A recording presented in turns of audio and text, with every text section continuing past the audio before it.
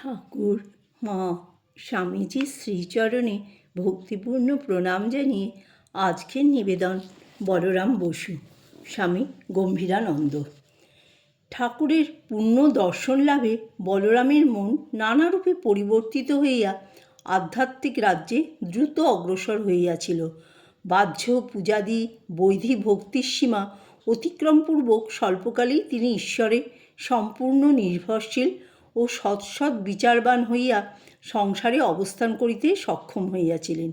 স্ত্রী পুত্র ধন জনাদি সর্বস্ব তাহার শ্রী পাদপদ্মে নিবেদনপূর্বক দাসের ন্যায় তাহার সংসারে থাকিয়া তাহার আজ্ঞা প্রতিপালন এবং ঠাকুরের পূত সঙ্গে যতদূর সম্ভব কাল অতিবাহিত করাই ক্রমে বলরামের জীবনের উদ্দেশ্য হইয়া উঠিয়াছিল। ঠাকুরের কৃপায় স্বয়ং শান্তির অধিকারী হইয়াই বলরাম নিশ্চিন্ত থাকিতে পারেন নাই। নিজ আত্মীয় পরিজন বন্ধু বান্ধব প্রভৃতি সকলেই যাহাতে ঠাকুরের নিকট আগমন করিয়া যথার্থ সুখের আস্বাদনে পরিতৃপ্ত হয় তদ্বিষয়ে অবসর অন্বেষণপূর্বক তিনি সর্বদা সুযোগ উপস্থিত করিয়া দিয়াছিলেন। ওইরূপে বলরামের আগ্রহে বহু ব্যক্তি ঠাকুরের সেই চরণাশ্রয় লাভে ধন্য হইয়াছিল।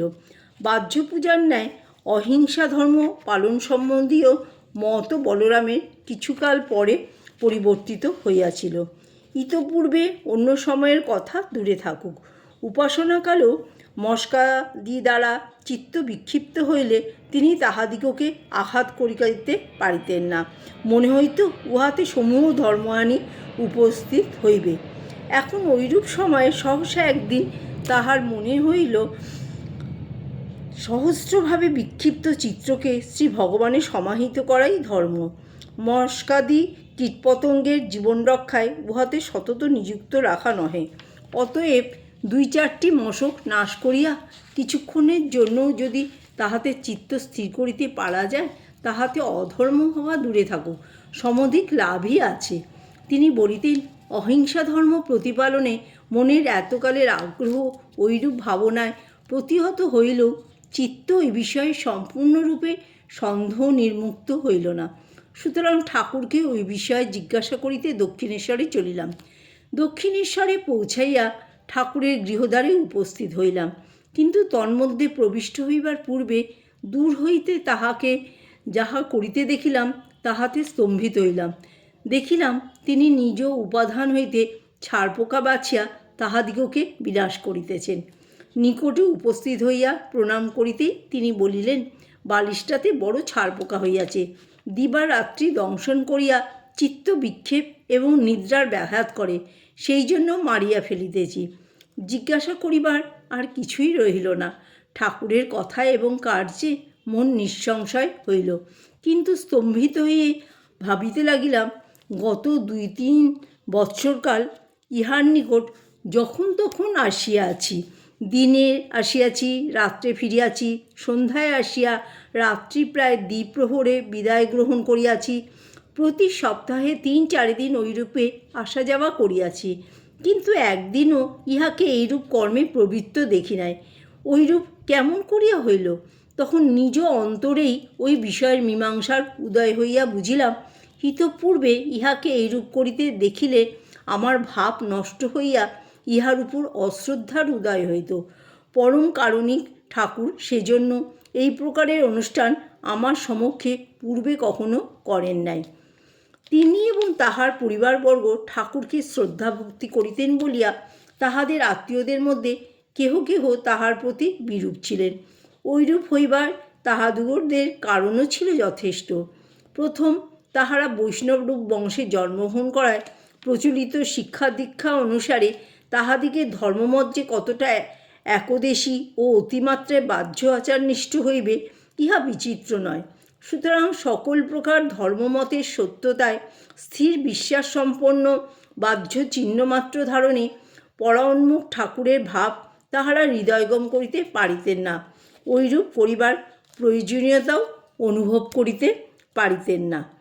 অতএব ঠাকুরের সঙ্গগুণে এবং কৃপালাভে বলরাম দিন দিন উদারভাব সম্পন্ন হওয়াটা তাহারা ধর্মহীনতার পরিচায়ক বলিয়া স্থির করিয়াছিলেন।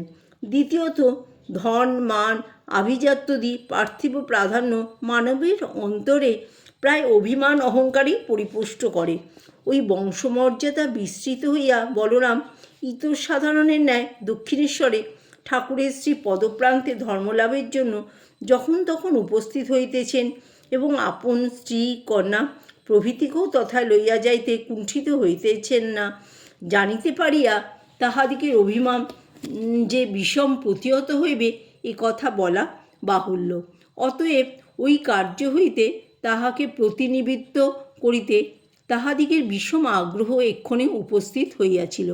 কালনার ভগবান দাস প্রমুখ বৈষ্ণব বাবাজিদিগের নিষ্ঠা ও ভক্তিপ্রেমের আতিশয্য কীর্তন করিয়া এবং আপনাদিগের বংশগৌরবের কথা পুনঃ পুনঃ স্মরণ করাইয়া দিয়াও যখন তাহারা বলরামের ঠাকুরের নিকট গমন নিবারণ করিতে পারিলেন না, তখন ঠাকুরের প্রতি বিদ্বেষ ভাবাপন্ন হইয়া তাহারা কখনো কখনো অযথা নিন্দাবাদ করিতেও কুণ্ঠাবোধ করিলেন না।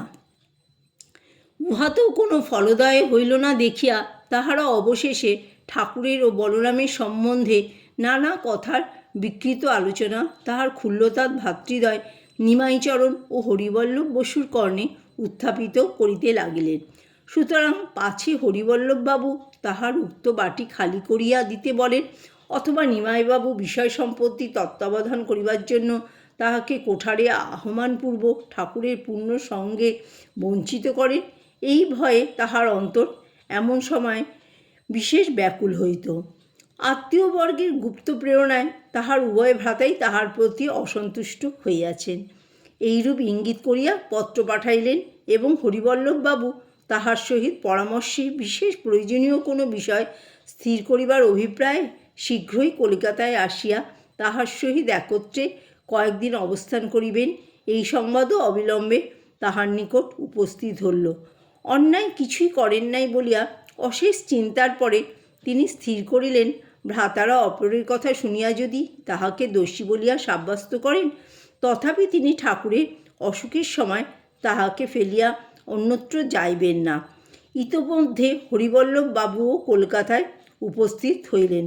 তাহার সহিত অবস্থান করলে ভ্রাতাকে যাহাতে কোনরূপ কষ্ট বা অসুবিধা ভোগ করিতে না হয়, এইরূপে সকল বিষয়ে সুবন্দোবস্ত করিয়া বলরাম নিজ সংকল্প দৃঢ় রাখিয়া নিশ্চিন্ত মনে অবস্থান করিতে এবং ঠাকুরের নিকটে প্রতিদিন যেভাবে যাতায়াত করিতেন প্রকাশ্যভাবে তদ্রূপ করিতে লাগিলেন। জয় ঠাকুর, জয় মা, জয় স্বামীজি।